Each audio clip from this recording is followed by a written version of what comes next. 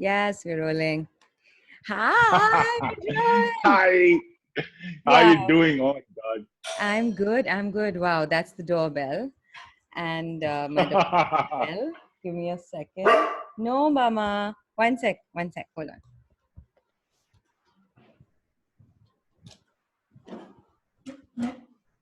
I just started and the bell rang.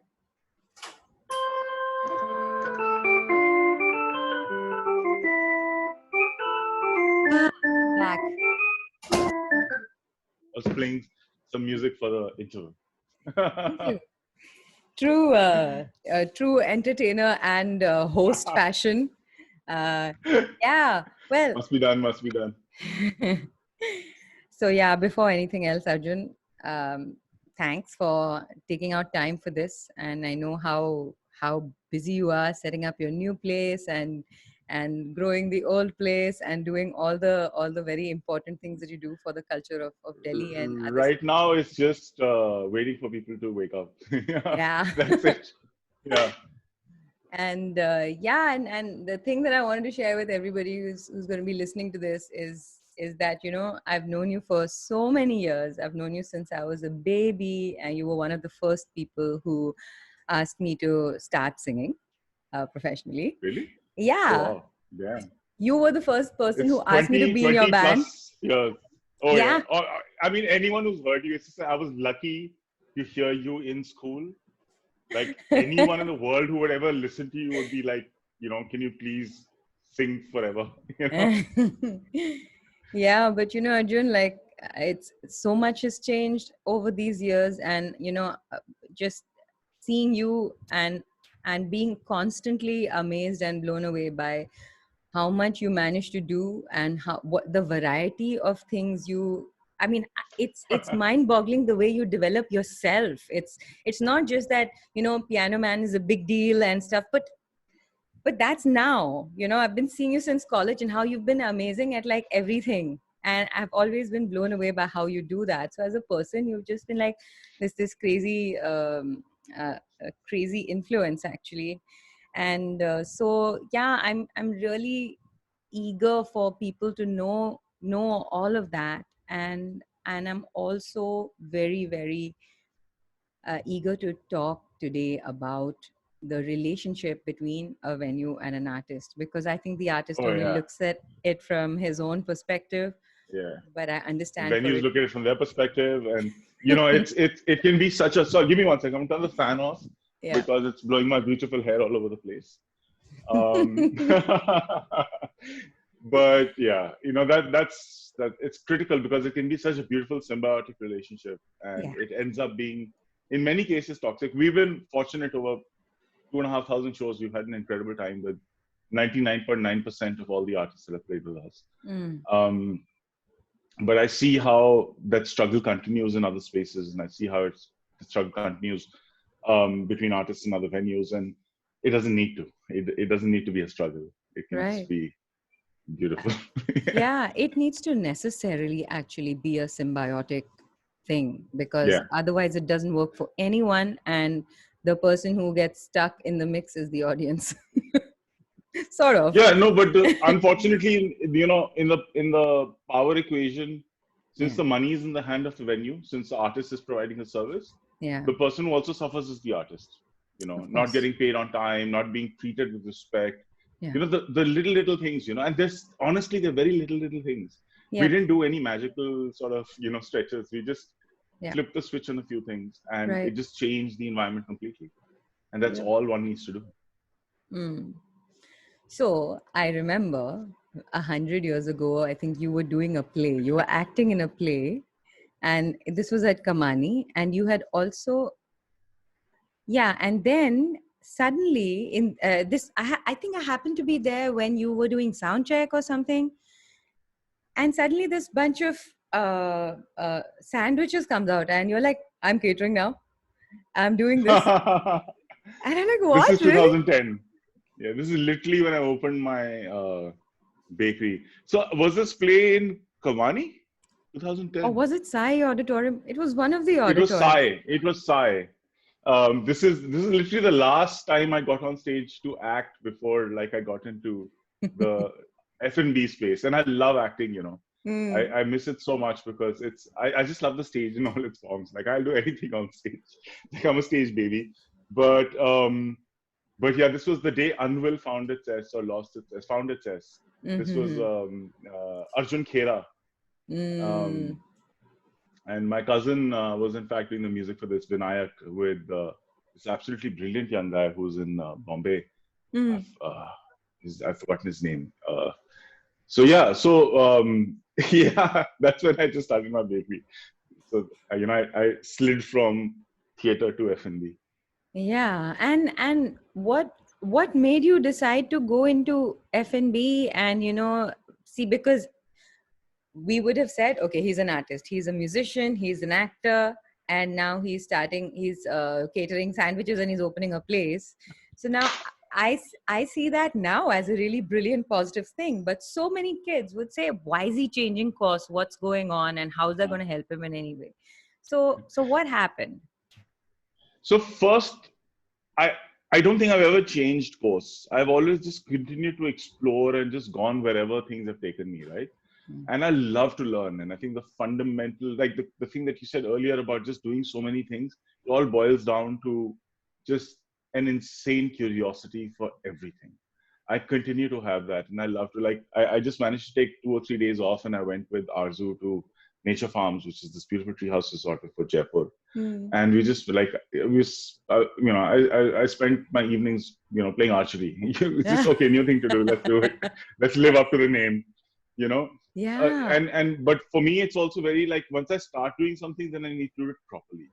I can't do anything just for the sake of doing it. And it's just this bug that I have.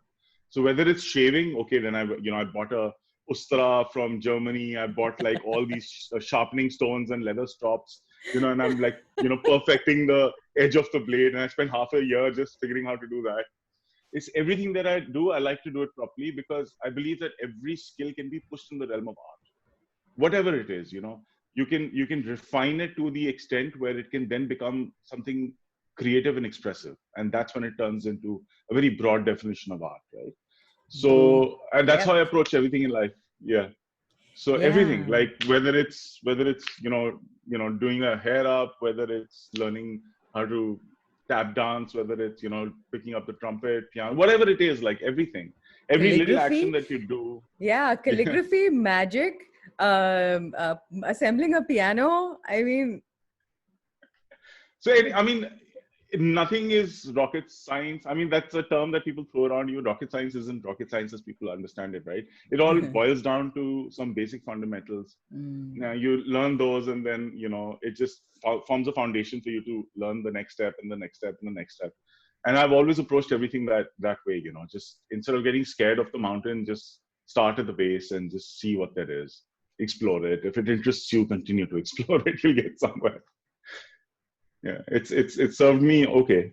So you talked about how I got into F&B. I mean, it's pretty much that I graduated as an engineer. Then after that, I didn't take up. So in my third year of engineering, I had 2 job placements, which I didn't take after my fourth year because they were both coding jobs, and I didn't want to sit mm, on a desk and code all day long. I realized that that's not me, because also through my 4 years of college, I was working with different companies. I tried everything you can imagine. I worked in a call center. I worked in a factory. I just did, just everything. I started my own company, my first company, when I just started college. And after these 4 years, I said, hey, coding is not going to be the rest of my life. And I started working with one of the companies I had done a project for during my college years, which was Apollo International. So I took up a job with them. It's like international commodity trading, mm, very different world from engineering. And I wasn't there for very long because I was working on a specific project with them, after which I decided that I wasn't either. So for me, life has always been about 2 things. From any action that I do, I either want to learn or earn. And every mhm, action that I've done so far has been learning. And I'm happy with that. I haven't yet earned much for myself personally. We've managed to build like a stable organization. That's a different thing. mm, But I'm very happy in that mode, learn or earn.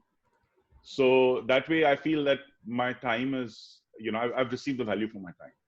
And so when I started working with Apollo, like I didn't really, I mean, it's a great team and all, but I didn't have the mentorship that I wanted. So I was mm, neither learning nor earning. And I did some projects with them, and then I exit. That time I was performing a lot with Soap, if you remember. Yeah. Michelle, Gaurav, Sid, and Mahajan Mansrijan. Oh my God, I love that guy.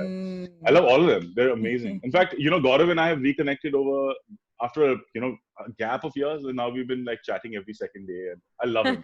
He's such a brilliant man, and his He son is is. just, oh my God, Ishan Yeah. is. I don't know if you You've see, seen his there's this stuff, little right? painting behind me. That's Ishan when Behind he you. was probably Oh, wow.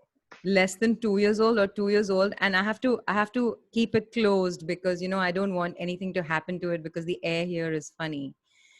And Niche wala, yeah, in the but bookshelf. yeah, Yeah, I've really hidden it away, but masterful strokes at as a child, like, as an infant, he couldn't, yeah. articulate himself, but he was making like abstract art. He's such a brilliant There's child. something special about that kid. I'm really also impressed with how they how they bring him up. Like, Oh yeah. some of these new age parents, like I'm equally impressed with. Next time my niece is in town, I'd love for you to meet her as well. She is like Ishan, growing up to be her own person. Mm, She's a confident young woman at the age of like 4.5, 5. And mm, we're finding ourselves now in our mid 30s. We're like, okay, who are we? And these true. kids. So Yeah. I'm very impressed with the parents. They've really done a great job. And you know I what I didn't expect. adore about Chintu and Priya is that they have this curiosity. They're raising him up with this curiosity to see who he is. And, Yeah. when way before when, when Priya and I was still like in college, just after college in AU, we would, imagine what our kids would be like. And she said, my child would know football and upright bass and, something. And it was amazing to see that she had that vision. But when the child came, they were checking in with the kid. And and Yeah. since we're on this topic of learning and self expansion, Yeah. they really created that opportunity for him because they were Yeah. tuning into what he was vibing with, and they were supporting his flow, and that flow is acceleration at the end of the day, which is why he is such a star. It's the best way to do it. They've enabled him to explore, and they've given him whatever he requires to sort of go out there and learn. Yeah. And that in turn has fed his curiosity and made him a more curious person. And that's what we need, man. We need more educated people in the world.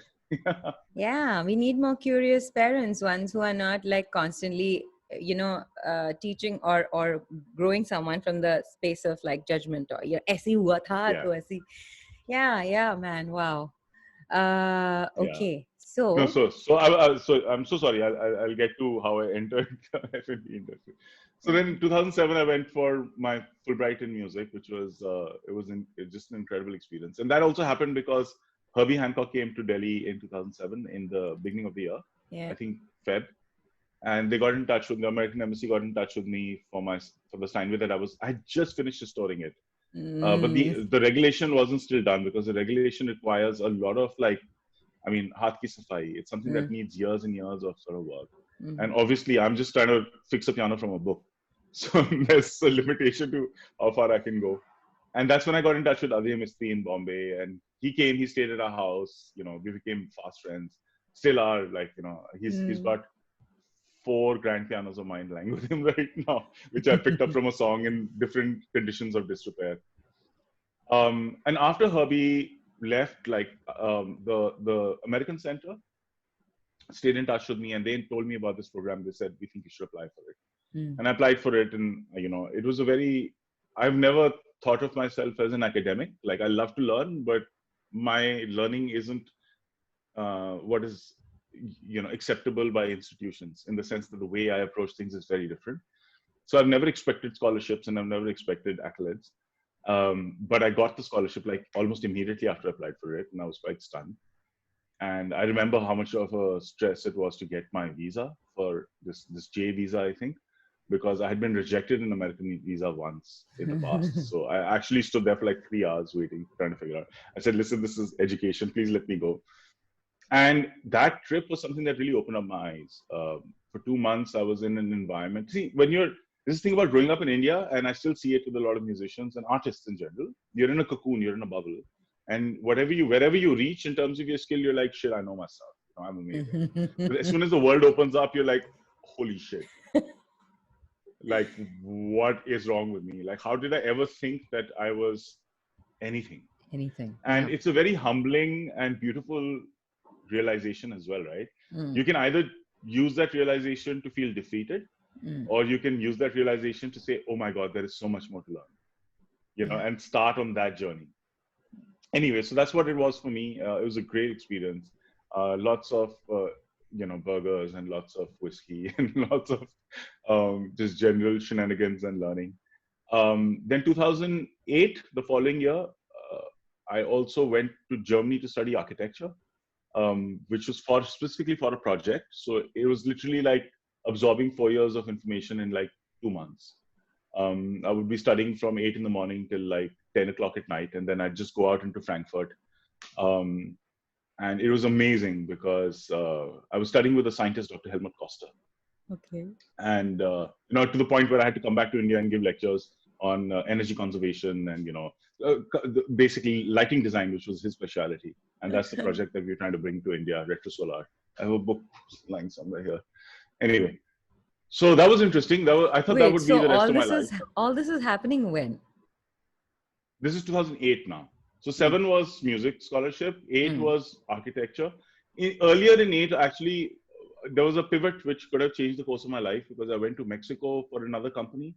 So I was kind of doing these like corporate hit jobs where, because I can digest technical information really quickly, so people would sort of bring me on for specific projects, and I can I'd go through like 400-page technical manuals in like a day or two, and retain and this is something that actually comes to me from Arthur Conan Doyle, Sherlock Holmes. Your brain is an attic, and put information as required and reject it as required. And I've literally followed that. I read that as a child. I read that book. I've read all those books like a couple of hundred times. And I still think of it like that. So I'll absorb the information that I need and I'll execute whatever I need to do, and then I'll just flush it out. And just my brain is now wired to work like that. Wow. So I went, it was a mining project. So, they were trying to acquire greenfield mining sites. So they wanted me to sort of shift to Mexico and, be their liaison to sort of run the project. Unfortunately, that didn't come through. But if that had come through, then Piano Man wouldn't exist because then I'd be living in Mexico. So, life is just. Wow. So then the architecture thing happened. Then late 2009, then that fell through because of the housing crash. So, we were partnering with ILFS, and ILFS kind of drew back saying that, hey, not happening. All the new small value consumption projects were shelved. So then 2009 end, we have some very dear friends in Bhutan, and they run this really famous cafe called the Art Cafe in Thimphu. And they had started this really ambitious project in Israel called Eat Right. And Israel is an expensive country. Like it's just for setting up these kind of projects, it's not a cheap country. And they wanted to do that in India. So they said, we want to partner with somebody we trust. So, we partnered with them and we opened a bakery. They said, let's figure out the Indian market. In the meantime, they were talking to like bigger investors to come on board, but they still wanted me to sort of run the project. And they were talking to like the Daburs and this and that, but it didn't work out. In fact, eventually within a year, Eat Right in Israel, unfortunately, didn't work out because it is a very expensive project, as I mentioned. So eventually and they kind of lost interest in the F&B space after that project failed in Israel. So then I said, no problem, I'll continue to run it. And suddenly in the beginning of 2010, I was sitting on top of a bakery with one employee. And I was literally like YouTubing recipes on how to make stuff. And I would sit, Dhiren and I would sit and make those cakes ourselves. How to. I'm so sorry, am I back in? Yeah, I can see you. I got a call that locked me out. That's okay. I can hear you. Yeah. I was Googling how to, do sugarcraft, make decorations and stuff. Yeah. Then we would work for like a week and a half to figure out how to do that, and then start doing that. Then I was literally taking orders. I was the the sort of the order taker. What's the right word for it? Yeah, I should know this. I was the chef, I was the designer, and then I was the delivery boy. So everything, beginning to end.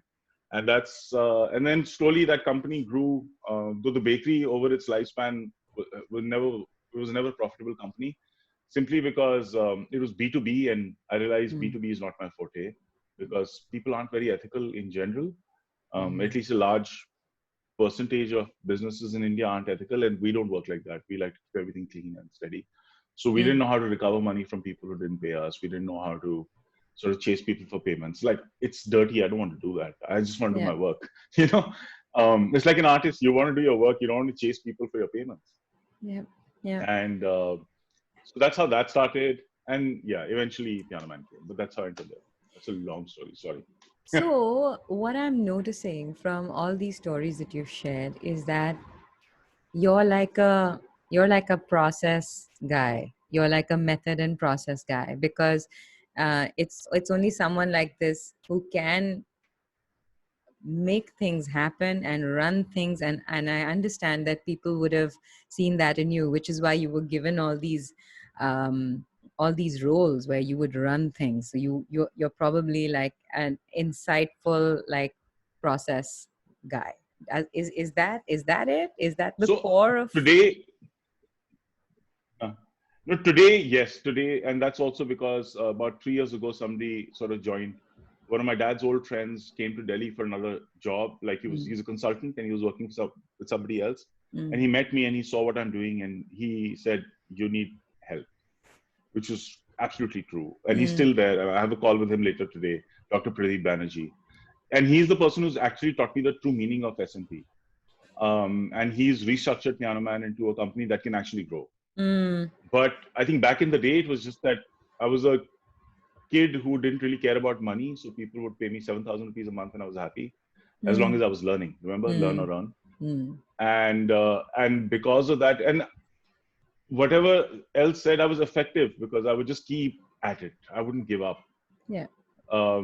So I kept doing that, and people saw that, and so they kept giving me more and more jobs. But I mean, that's about it. It's not. I don't think I really understood systems and processes 10 years Mm, ago as I do today. mm, Because it's a complete sort of rewiring of the brain on how to examine a business and how to grow it. yeah. But I think it was just the ability to absorb data and the willingness to work. Like, I find it very difficult to find people, young kids today, who just want to work. Like, Mm. there's always like, What's I'll the work, payoff? but Yeah, yeah, and it's yeah, there's also, always a but. Yeah. yeah, yeah. I noticed that if, one of the very, very funny things that I noticed recently in some of the kids who was learning music was, how much do I have to know to get famous? And Yeah. I I found read that, that in your book as well. oh God, I found that very difficult to hear. I was like, what? Wait, what's going on?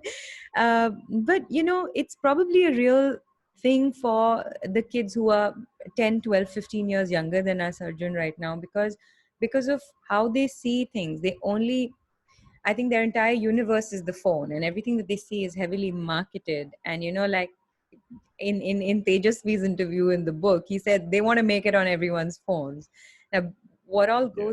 goes on behind that, and what it takes to be not just an artist, but like an artist in business, really, is something that's completely missing. And like the major discourse Yeah. is just publish, publish, publish, kuch to ho jayega kabhi, but that's not how it works. It So doesn't work. I think a crucial aspect in us growing as artists is being in the venue, is meeting, understanding the humanity and the communication that our music really serves. Because it's not just about us, it's not about gathering people who would adore us, but it's about something much, much wider and bigger and deeper than that. And the venue is, Expression and exposure. yeah. Yeah.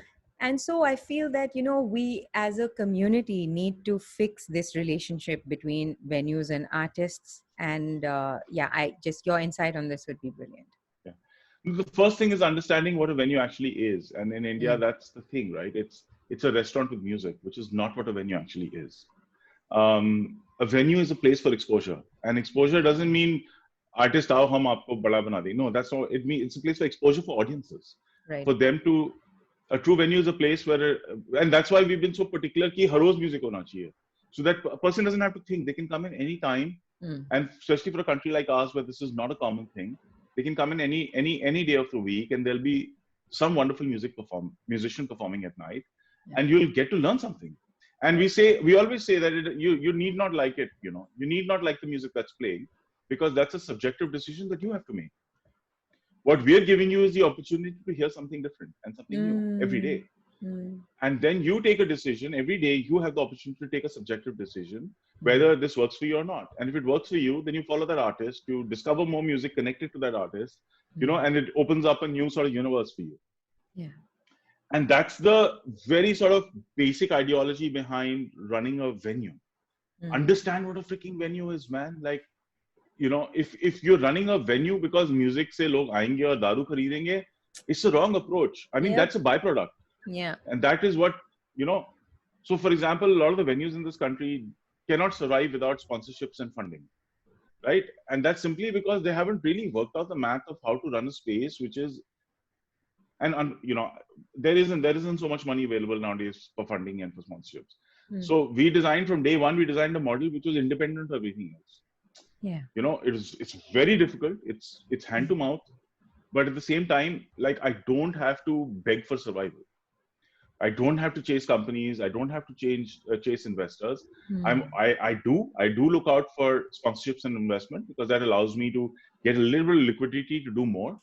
But if I don't get it, I'm fine. Right? I can back off and I can say, all right, let me just sort of be a little tighter and more constrained in my expenditures, and let me just focus on running the space. And that's what we've done for 5 years, and that's what we'll continue to do. Right now, for example, it's very, very difficult to get any kind of support. We've started shows every day. We're bleeding money, as you can imagine, because people aren't coming out. We also have massive social distancing restrictions, which are obviously, like, government guidelines are necessary. Beyond that, I want my team safe, I want my artists safe, I want my guests safe. Right. So I whether the government says 50% or 80% or 90%, I will space things out to ensure that right now in Delhi, we're not allowing more than 25 people. How crowded it used to get, right? We are not allowing more than 25 people. We're putting, somebody walks in, we say, sorry, you can't come in. So it's common sense. Now I have to make that venue, forget profitable, I have to make it break even with 25 people a day, because we don't get a lunch crowd, right? Despite trying really hard, because like our food and our cocktails are like banging. I think they're banging, but we find it very difficult to get a lunch crowd, because we have spent 5 years building a reputation that this is the place to go to at night. Yeah. So all these factors come into play. So it comes back to understanding what a venue is. So, and this is something that if any venue is ever willing to listen, I'm willing to talk to them. For me, it's all about, I'm happy to share. I've done this with hotels. I've done this with other sort of venue owners, some who are actual venue owners and some who are trying to be venue owners, but they still think of it as a place for, daru first and art baad mein. Yeah. Yeah. But so first thing is understanding the venue as a place for exposure. Now, once you understand that, once the audiences understand that, once the artists understand, once the venue owners understand that, then you come down to saying, what should the relationship between an artist and a venue be? So, for example, we don't pay like crazy high rate. I mean, when you play at my club, you're charging a fraction of the rate that you charge in the market, right? And I'm grateful. I'm grateful that you do that. But at the end of the day, that's a proper venue. We don't earn the kind of money that, it's not a private party. Okay, it's this thing, and hey, come and play for like 6 lakhs, and we can't. We don't have the earning potential for that kind of money. We have massive overheads in, our capital expenditures, our operating costs. So we have to boil it down to, and that's what we did right in the beginning. When we started, we boiled everything down and we calculated numbers that, all right, if we run at this kind of a run rate, this is our monthly budget for programming. Yeah. Right? We calculated that, then we broke it down and we said, okay, this is what we can afford to pay. And this is what every venue in the world does. From a Smalls to a Ronnie Scott's to there are, some of them say a Ronnie Scott's has reached a different level. It's become these are legendary clubs, so they can still afford to charge 30 quid, 40 quid, 50 quid a ticket. Hmm. 50 pounds is 5,000 rupees. It's a lot of money, Yeah. and still fill the house. And then they can actually afford to pay, a couple of £100 per artist per night, which Hmm. we can't, because we Hmm. can't earn that kind of money. But that's the thing, right? If you understand the equation, this is not a wild profiteering game that, Yeah. I'm trying to push someone down and, pocket money in one way. Like you know the numbers, so you know that's not how it works. Yeah. But the fact is that clarity should be there, and that's why I'm always willing to talk. Any artist who wants to talk about payments, who wants to talk about TDS, man, TDS. Oh my God, I spent 1 year explaining TDS to people. Who wants to talk about these things? I'm always there to talk about it, Yeah. simply because it's necessary for people to understand this perspective. Hmm. And at the same time, then the venue becomes a breeding ground for culture, right? So Right. you start getting, once that environment is in place, and we've seen that over 5 years. Delhi, where was jazz in Delhi 10 years ago? Like, I had a jazz trio called the Variety Hour, and like there was no jazz in the city. Like, nobody knew what is jazz. Like, it's still a highly misunderstood word, Yeah. but more so 10 years ago. Over the last 5 years, it's kind of become the hot word across the country. Everyone wants a jazz show. Right. So, a little bit we do take credit for sort of making it a hot property, simply because we created an environment around that, and we created a, let's say, successful club. I'm using too many echoes today. Like a story behind it, right? We created a Yeah. product and a story behind it, and that's what is working. And that's why Gurgaon is not called a jazz club, by the way, Okay. because we realize that people take it too literally, Ah. So they're right? And expecting. yeah. So if there's no jazz, then they'll be like, "Ye kya hai?" Or they'll assume whatever's playing. So if there's a singer-songwriter performing, even if we say that this is a singer-songwriter playing sort of independent pop music, Yeah. they'll come back thinking that is what jazz That was is. jazz.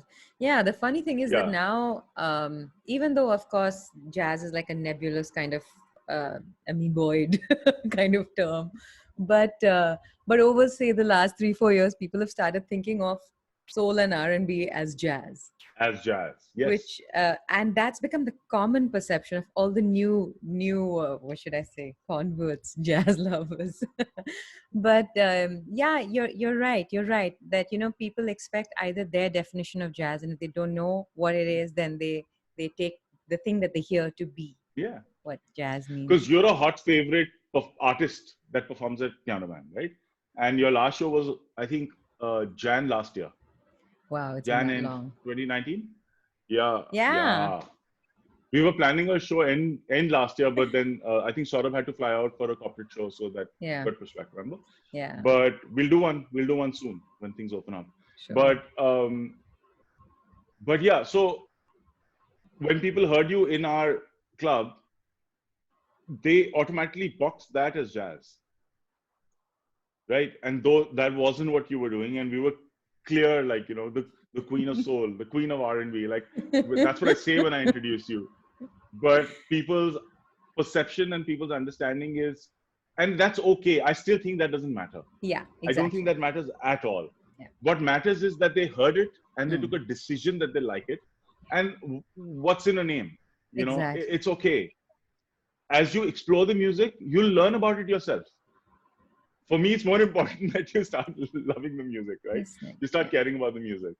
absolutely. And so yeah, that's irrelevant. But that's the point, and that's the definition of a venue that I think people need to understand. Audiences Mm, need to, artists need to, and venues need to. right. And then it's that then the second part of the relationship is transparency with the artist. Like, if you are honest about being a venue and you're prioritizing the art over everything else, there'll be very few artists who don't want to play in the venue. We've seen it. Yeah. Most of the artists who play with us charge huge multiples of what they, our rates are obviously lower than their market rates, as they say. Mm. But they play there because you can tell me why they play there. You're an artist who plays at my club. Why don't you tell us why you play here? Yeah, because, well, actually, you're probably in Delhi the only place that I used to choose to play at. One is because I was selective about where I wanted to play and why I was playing there. And secondly is, and this is something I used to keep sharing with all my friends who are musicians also, that I didn't consider club gigs as central earning. Yeah. So what happened was that I considered it. I mean, I'm a little woo woo, and that's why I always consider these live rooms as, you know, a very sacred space, a safe space for us to be as authentic as we can at that moment, and to really transmit that. Because otherwise, what's the point of being in front of living, breathing people when we can just, you know, post something somewhere? So there's something very sacred about that live experience, and I felt that that was honored in a place like yours, because not just because I knew you forever and I knew who you were inside as a guy, but the way, something as simple as the way your team is briefed. You know, there's a culture. You go inside the venue and you can, it's palpable, you can feel it. It's the only venue that cares enough about music to say, please maintain silence because we love what we are putting out for you here. Even that silent song becoming a thing. And I know for a fact that you wired all the people in Delhi who've ever come to Piano Man to honor that moment. And so for me, at an emotional level, that's what it was.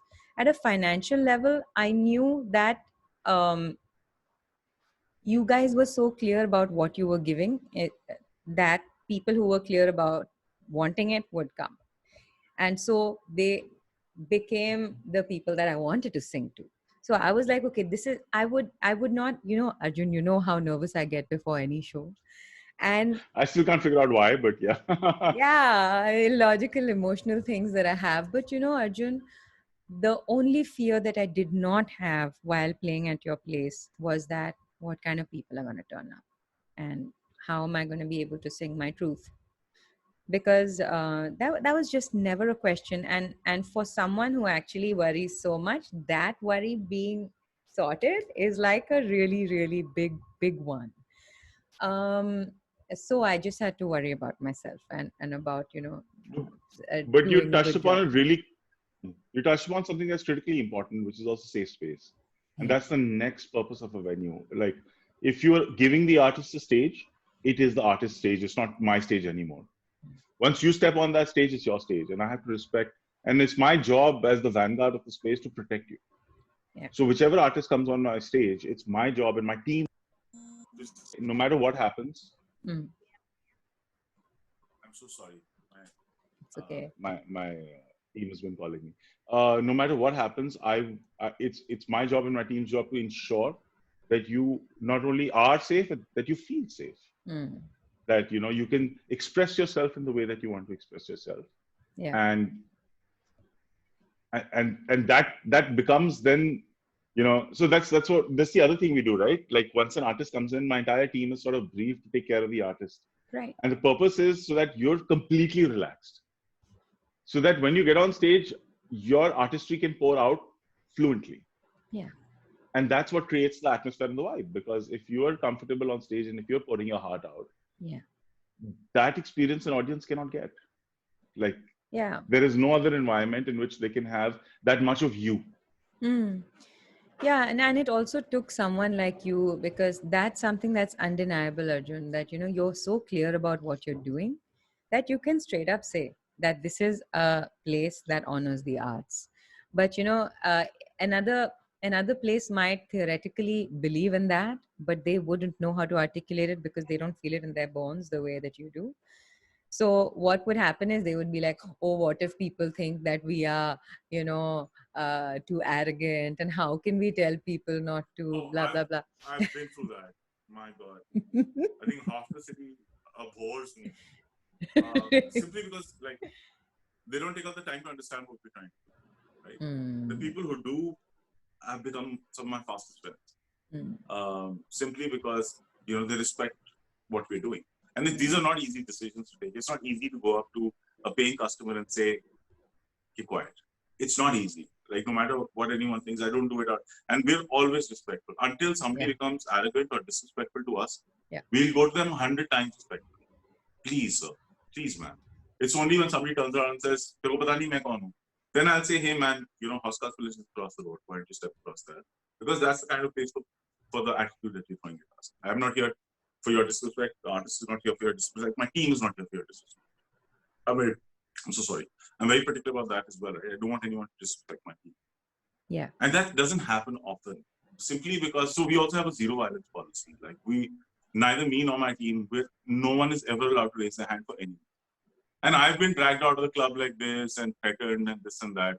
And I stand there, attention with my hands behind my back. I'm like, yaar, aapko thappad marna hai, maar. Will that make you happy? If it makes you happy, do it. Yeah. It doesn't hurt me. It doesn't hurt my ego. Go ahead and do whatever you want. And it's beautiful because it works, man. People are like, when there's no, because aggression and violence is something that escalates very quickly. Yeah. You slap me, I slap you. You punch me, I punch you. You kick me, I kick you, and then suddenly a gun comes out. I don't want it to start. Right. So all my teams are briefed. Man, take the shit. It's okay. Don't. If there's a problem, call the cop. Diffuse the situation there are 100 ways to diffuse a situation without getting to manaman. And we've run clubs in Delhi. We've run this club in Delhi for 5 years. We've run the club in Gurgaon for a year without an incident. And it's simply, I mean, for everyone who thinks that there's only one way to do something, I say that try something else. You might learn something. Be creative. And with courage. Yeah. Because there are assumptions, right? There are assumptions that there's the only way to handle somebody aggressive is with aggression. No. Now, today in Delhi, when generally aggressive people walk into a club, I've seen their demeanor change because the environment of the club has now become so, it's like, it's a petrified rock. It's become what it is. Yeah, so and I've you seen said people everyone's... who walk in with a certain they walk in with a certain body language and sit down with a completely different body language. Yeah. And they go from "Oi" to "Hi." It's that very, and it happens in the time that they walk from the door to the chair. It happens in that much time.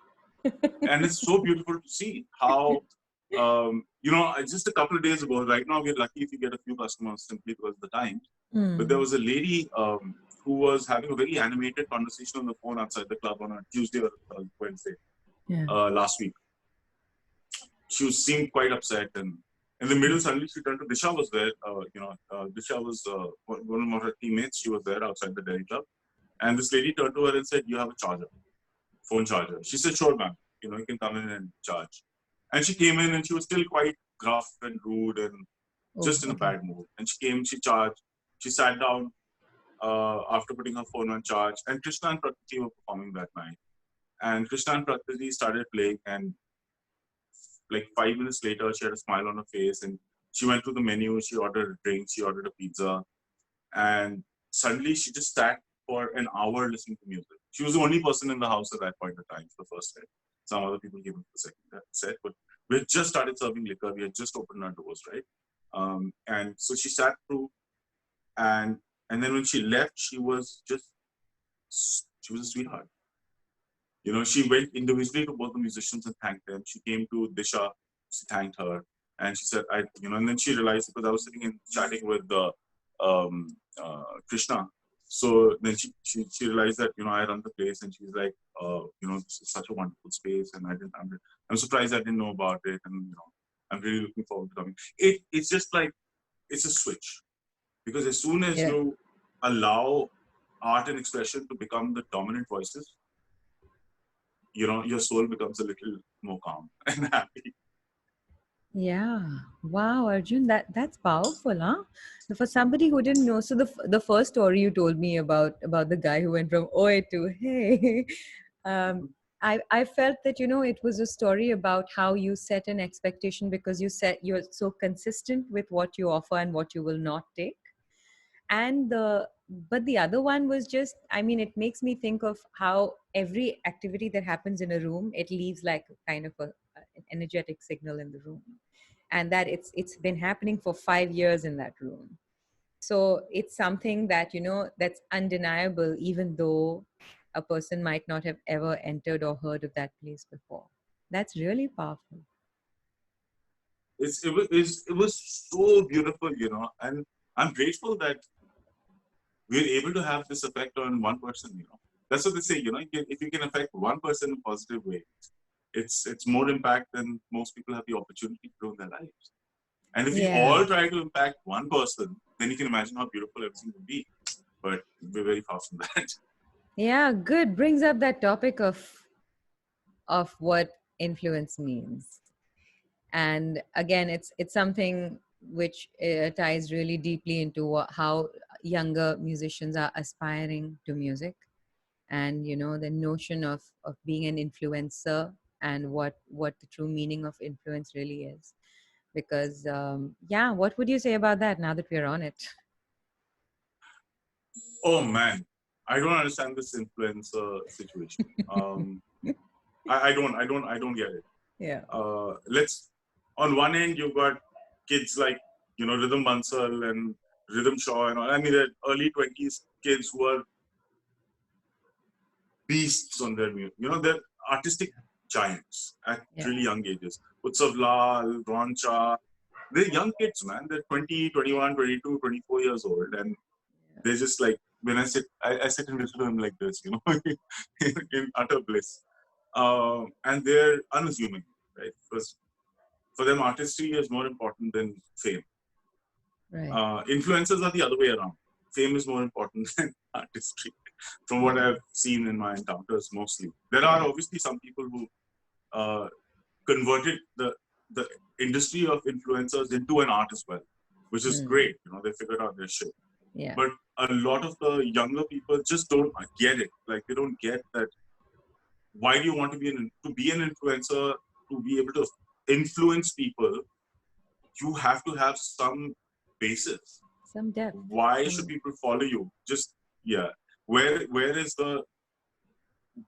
your legacy? Where is the body of the work that you've done to be in that position? Today, everything seems to be ad controlled, man. If I put in 10,000 rupees into an Instagram ad, I'll get like 30,000, 40,000, 50,000 viewers.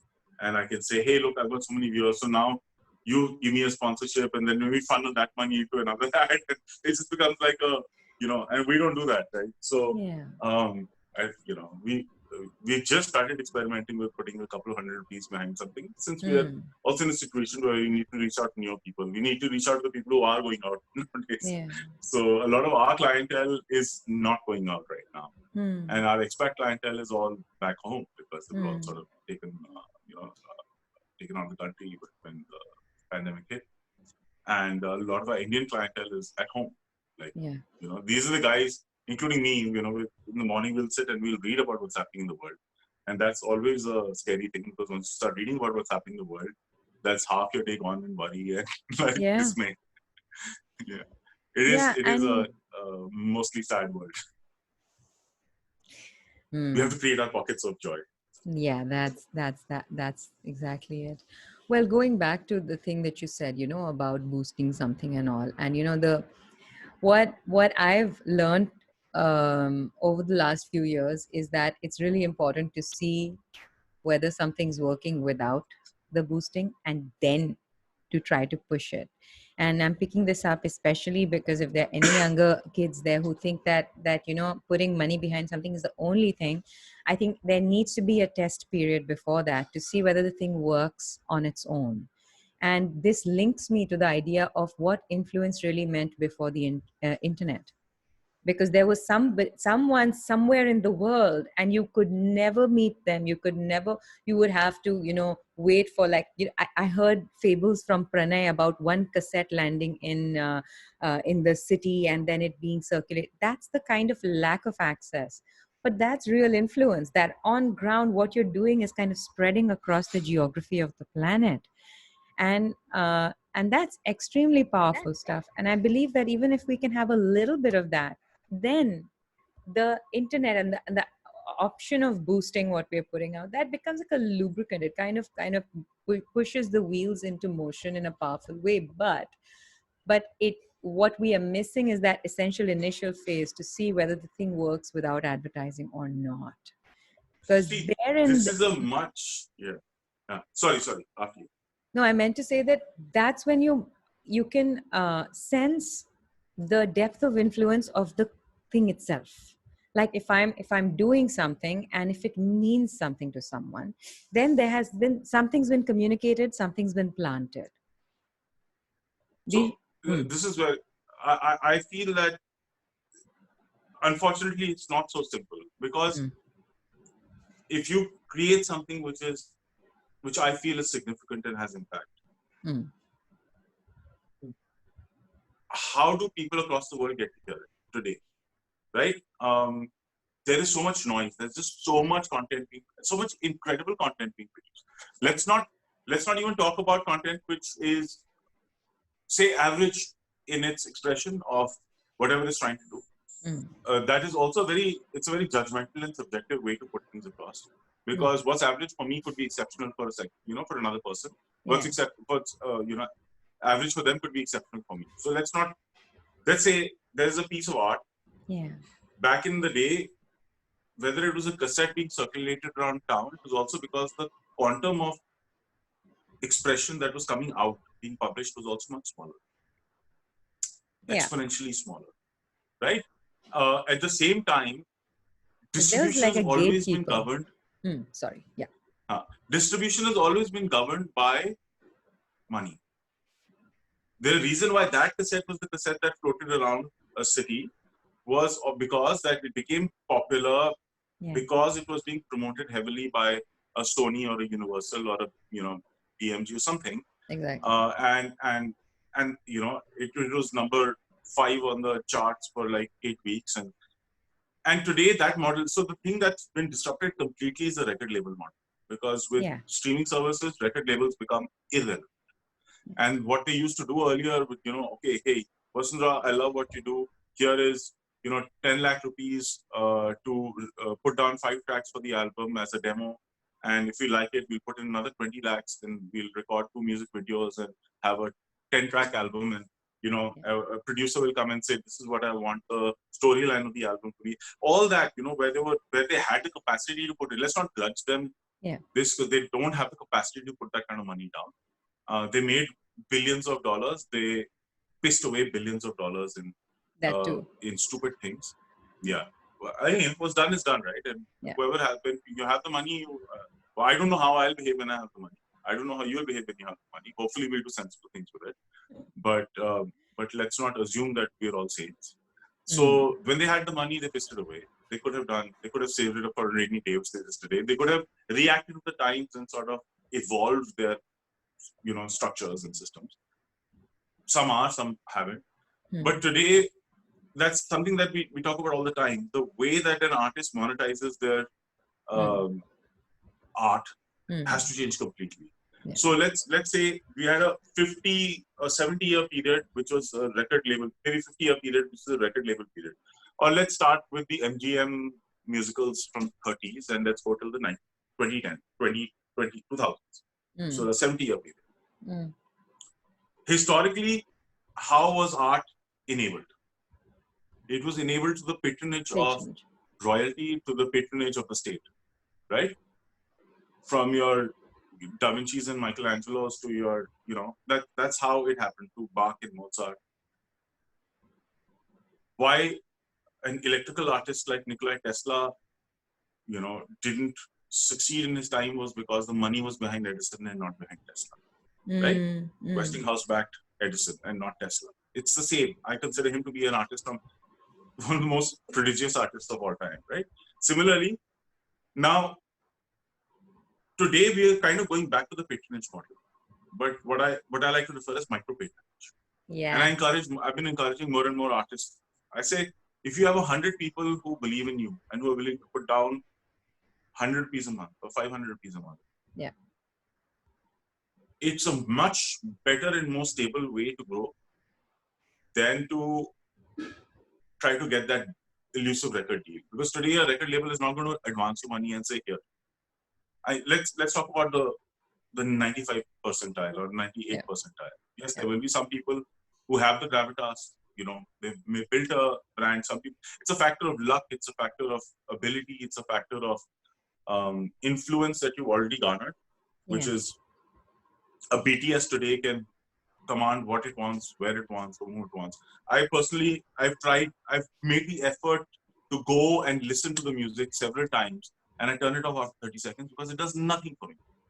But there are millions of people around the world who love it, Right. and they're willing to pay for it. So fine, it's nothing for me to grudge them or them to grudge me. The fact is that they are a commercially successful band, and they will, they've hit this thing. In India, we talk about, say, Pratik Kuhar. He's a commercially successful artist. He's managed to build an industry for himself, and he is, regardless of what you and I feel about a piece of music. That he got this video recently. Was it Cold Mess or something? Hot Mess? Or the video was really. I personally didn't particularly love the song. It's not my kind of music, but I thought the video concept was phenomenal. Right. Similarly, we have artists who are completely unknown. Valentine Roncha. I've heard that song maybe 600 times. Every time I listen to it, it does something to me. It's such a stunning piece of music, right? But maybe 1,000 people have heard it. Maybe 2,000 people have heard it. Right? So to each his own. That's a subjective decision, Yeah, well, that's Like that's going into another territory, which is that who does this touch or influence? Who does this touch, and how many of those people exist in the world? So I think we're dealing with like a slight proportion of. I'd like to change that question. I don't think it's a matter of who does this touch. I think it's a matter of the perception of the music and how it's presented and promoted. I think that's the next question that we need to collectively identify and solve. Because the advantage of switching to a micro patronage model is that everyone starts getting on a slightly level field again. As opposed to a record label willing to put a fortune behind a single artist to promote them and create an artist. Now we have the opportunity to say, all right, if an artist is financially stable, like if you're a 22-year-old kid who has 100 or 200 people putting in 400-500 rupees behind them, earning 50, 70, 80,000 rupees a month, you are stable. If you're living in India, you're financially stable. Yeah. Right? You're not hand to mouth. Once you're in that space, you can actually devote more time to focus on artistry and music. Yeah. And you can work on developing that base of followers. And I think that is the thing that we have to decode and say, all right, now in this new world order of distribution, how do we ensure that a Valentine by Ron gets airtime? And these are the kind of questions that you and I and other artists who approach this from the space of artistry more than fanfare, more than popularity. We care and there are millions of like-minded people in the world, right? At the same time, there'll be millions of people who want BTS, and they should have BTS. Absolutely. Absolutely. But what my job as a venue is say, hey man, there are 10 people over there standing in front of me who love BTS. I'll say, I invite you to my club to listen to more music. Not necessarily wrong, just a variety of music. Expand your horizons and make subjective decisions on all 10 of those people, artists that you hear. Yeah. Right? You may like them, you may not like them. You may say, hey man, all this is crap and I love BTS. Great. That's your subjective decision. But before you make that decision, just give a chance to listen to something else. That's all it is. That's all me as a venue is trying to do. Is say, just give it a chance, listen to it once. And if that once makes you think about it, then listen to it the second time. And if you then decide not to listen to it, fine. If you then decide you want to explore it, fine. Like I'm not here to judge you. I'm only here to enable exploration. Right. Yeah. That's such a great cue, and you've articulated it so well, Arjun, because I just feel that we need more people going into it in that way.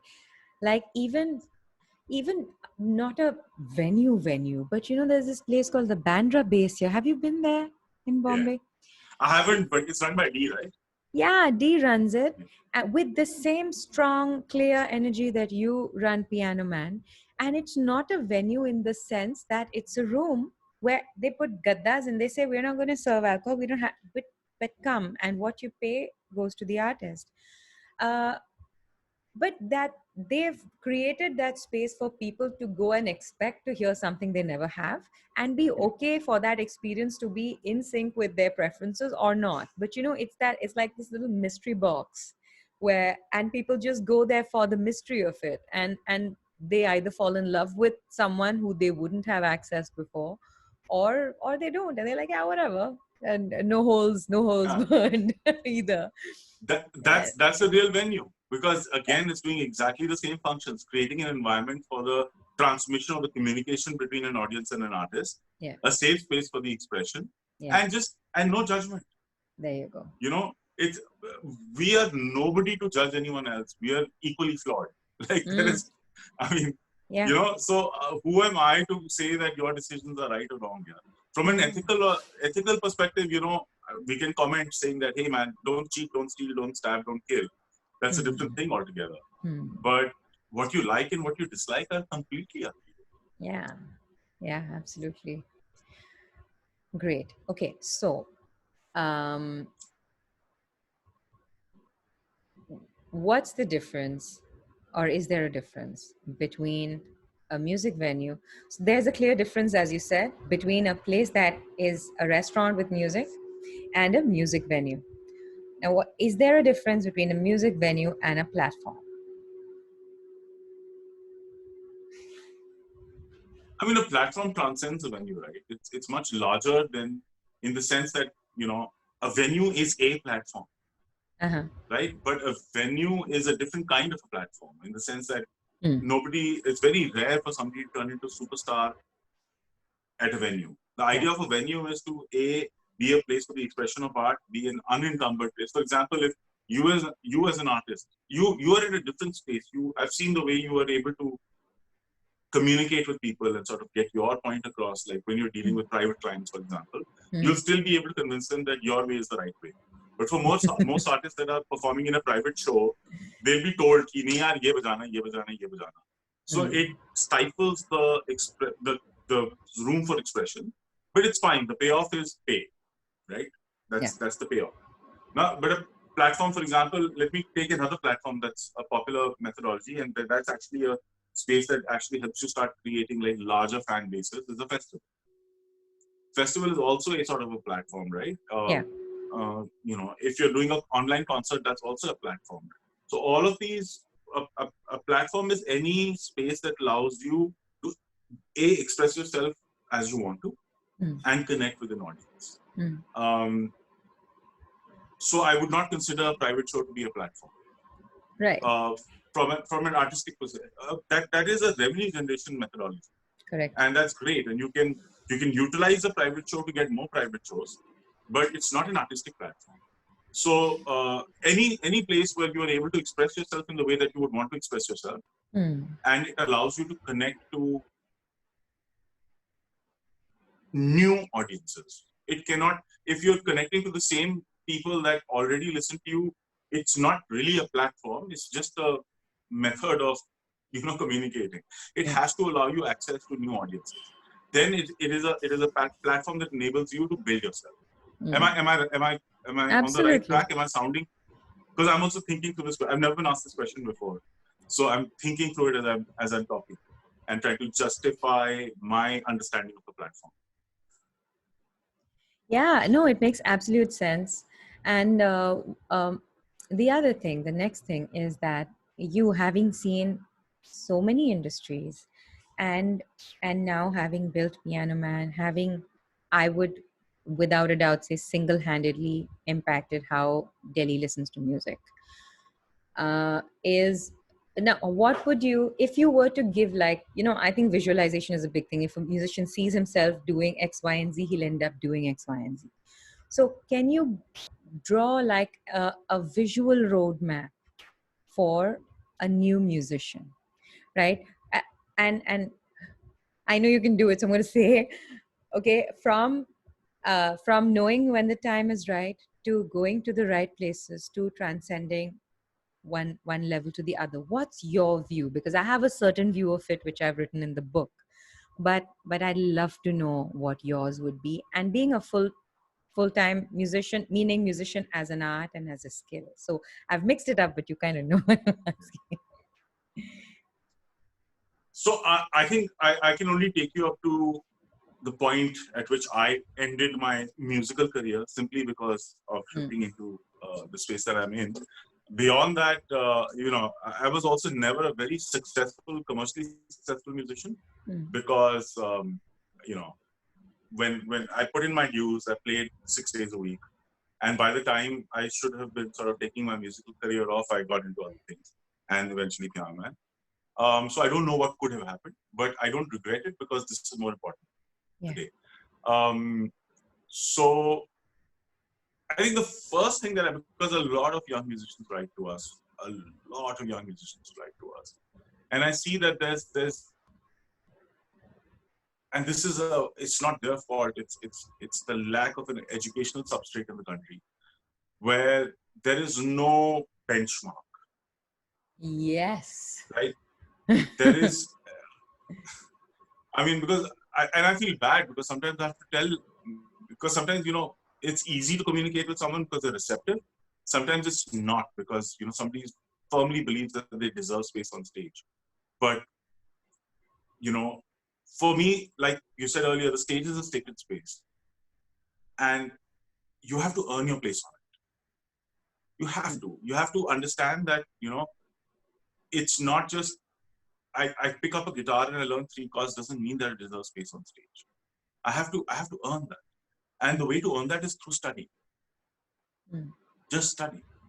And this is a constant back and forth and conversation I have with a lot of people that write into us, where I have to actually go back and say, you need to put in a little more work, a little more time to study.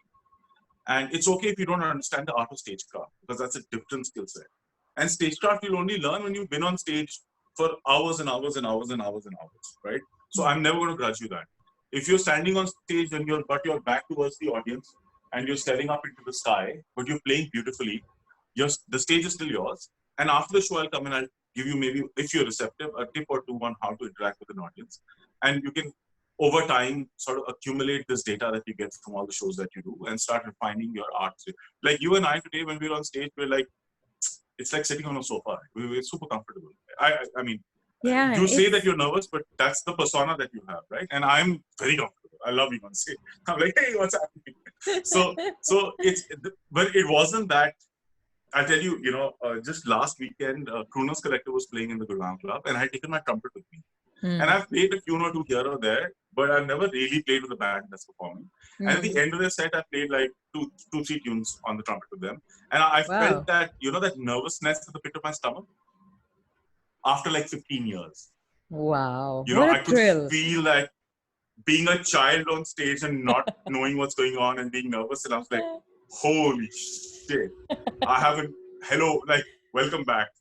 And I remember, what my trick used to be to get over that in all the inter-school competitions? What? So when our school bus or school cars used to leave for the, competition destination from our school, there's a market right next to my school, E-Block Market in Vasundhara. Yeah. I used to buy a bottle of Hajmola. And my entire band knew this. My entire band knew that I'm going to stop there for a bottle of Hajmola.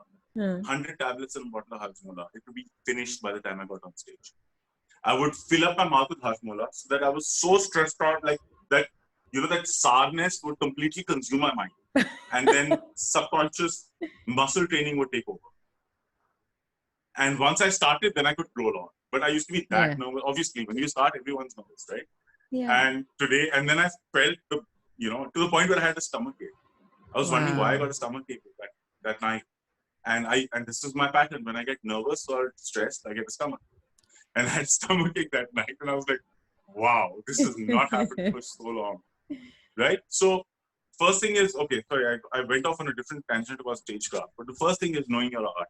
And benchmark your art against, today you don't have to spend any money to be connected to the world. Yeah. So, you just have to be real with yourself. It's okay not to be amazing to start with. It's okay. It's not okay to not be willing to, if that's what you want to do, and then you're not open to criticism, you're not open to a feedback loop, you're not open, you yourself are not open to understanding, learning, and growing. That's not okay. It's not okay.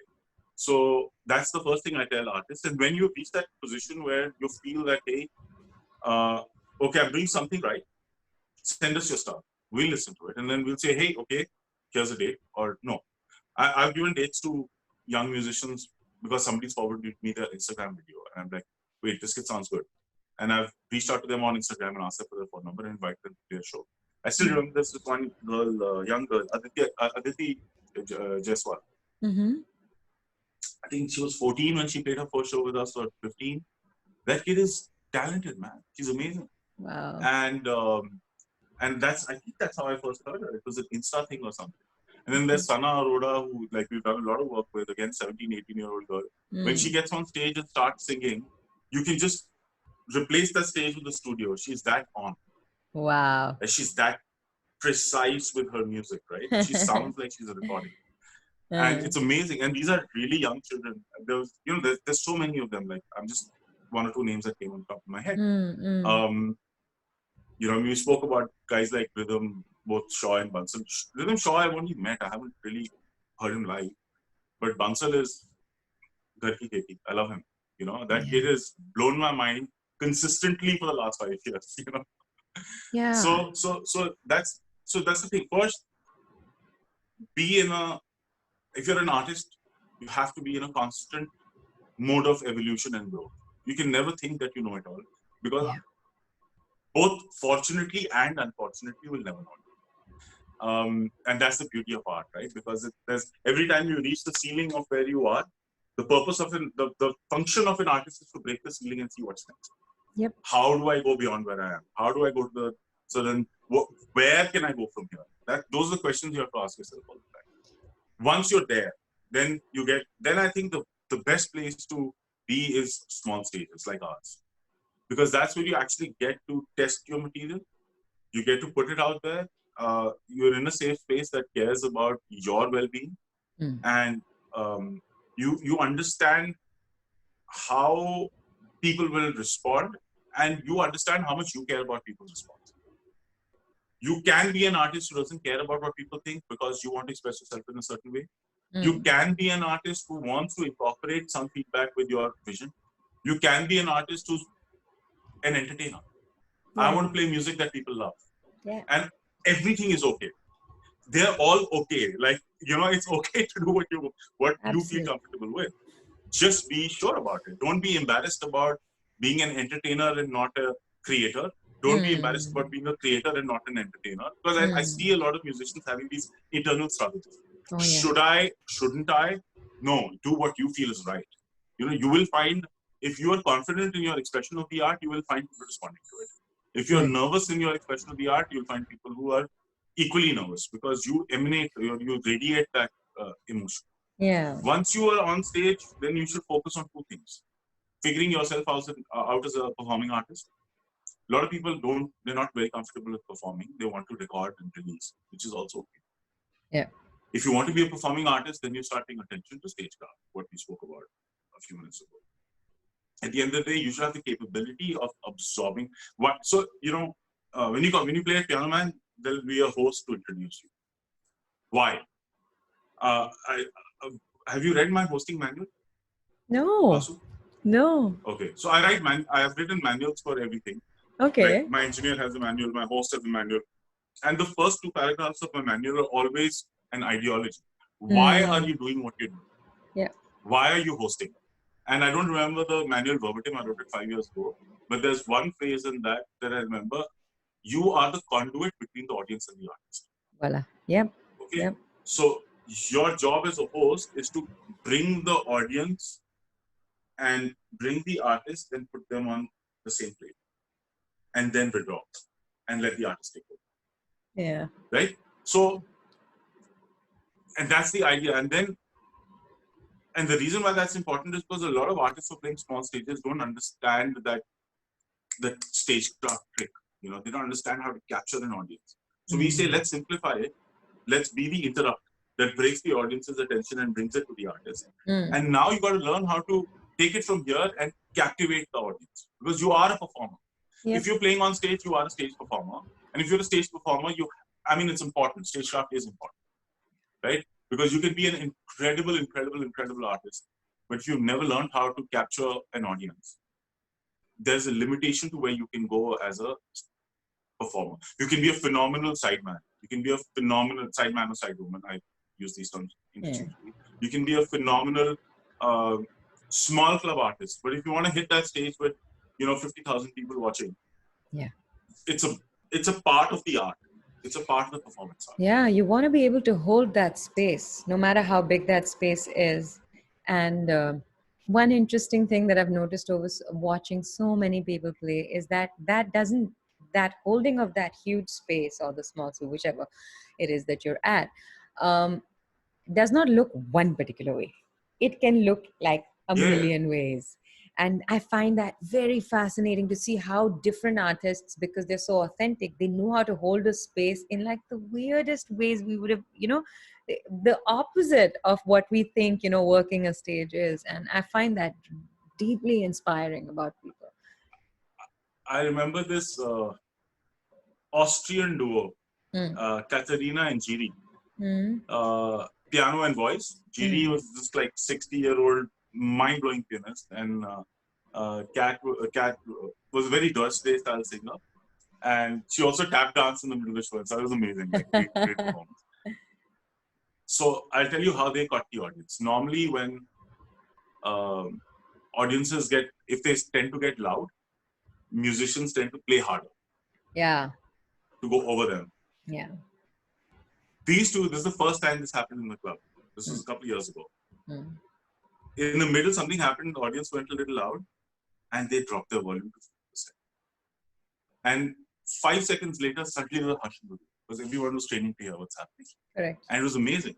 Yeah. Right? And both, again, phenomenal musicians, phenomenally captivated the audience. But they were playing these games. Yeah. They were reacting to the audience in ways that I didn't expect that, because I hadn't seen this. Yeah, I was from the older school. If people get loud, I get louder. I've always been the loud guy anyway. So, but yeah, that's what it is. You never know, and you learn so much from watching other artists perform. Yeah, and stagecraft can only be learned in two ways: observation and practice. Yeah. Yeah, that thing that you said about how they were playing with the space, just with the dynamic. Yeah, there's this beautiful part about that in the music lesson where Victor Wooten says exactly the same thing about what are we missing when people are loud in front of us. And yeah, I've also seen some gorgeous moments like this. AC is a guitar player. Do you know him, Anthony Camerota? He used to be in. Yes, I know of him.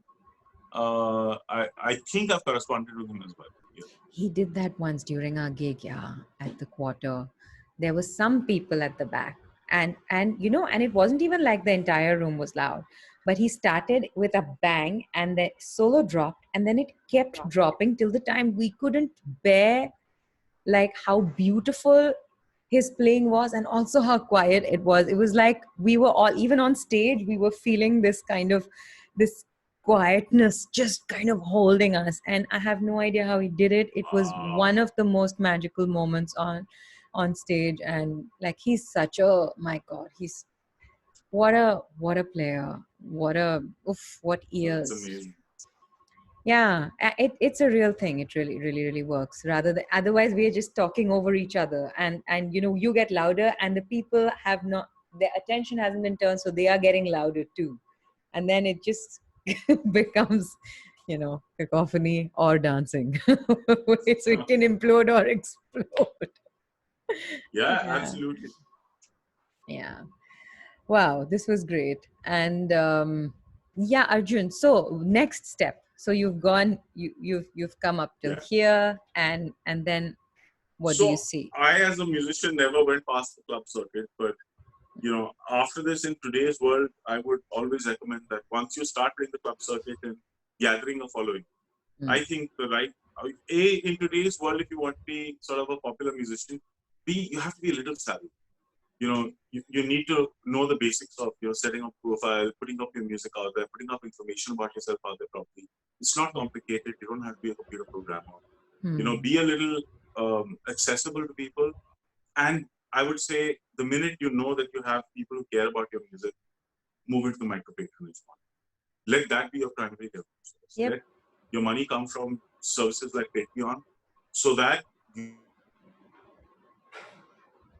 you are grow that more and more. Did I lose you? Sorry, let me see something. No, I have no, like you're still 10, here. 15% battery. So I have. That's fine. We're Should I I quickly won't get my keep you too charger? long. Okay. No, I can get my charger if you want, or if you think This we is have 10 fine. minutes to go, then I'm okay. Yeah. Okay. Yeah, so they should move. Yeah, so once. that's it, right? So I would suggest, go into be stable. The minute you're financially stable, and financial stability doesn't mean, buying expensive cars and houses. It means being able to pay rent. It means being satisfied where you are. Yeah. Remember that that's the beginning of your career. If in the first year of your career you can hit a point where you are not struggling to pay rent, that's a big win. That's a big win. So that should be a target. Let me get to a point where I have enough money so that I don't have to run after earning money. I can run after expression. And that expression will then, it becomes a sort of cascading effect. The more calling, like I was having a discussion with a fellow artist a few days ago who were asking me about how to sort of get Patreon running. And I said, listen, start, you already have a following, get on Instagram, put out 2 short 10, 15-second videos a week. Link those videos to, hey, find out more on Patreon. Create a very basic 200, 300 rupee a month first year on Patreon. Yeah. I know you'll get 30, 40, 50 people to sign up to that. Once people sign into that, twice a week, deliver. It also gives you different, because you have to deliver content regularly. So your content can be, talk about the process of songwriting once a week. This is the song that I'm working on. This is the song that I'm trying to learn. This is and put out a 20, 30-minute concert, 3, 4 songs once a week. So once a week, you're putting out, different ideas. Or if you're a poet, if you're a lyricist, you like writing lyrics, then have Q&A panels where you write something, put it out there 15 minutes before you go live, and then start talking to your patrons. Let them talk about your music. Let them talk about your. There's so many different things. For you're a phenomenal teacher. So somebody who has the ability, who's reached a certain mastery of their instrument or their ability, can say, all right, if you're like Aubrey Logan does, right? Or one on the gold tier, on the premium tier, where you're spending a lot of money, whoever signs up for that gets 1 hour of your time a month. Yep. So if there are 15 people on that, that's 15 hours a month for somebody who's willing to pay you their hard-earned money in large amounts. Right. 2,000, 3,000 rupees a month. Yeah. So if you have 15 people paying you 3,000 rupees a month, that's a great amount of money for 15 hours or 45-minute sessions, so 12 hours of time to devote to them. And again, it's an equation that you have to make. Is it worth? Does that equation work for you or not?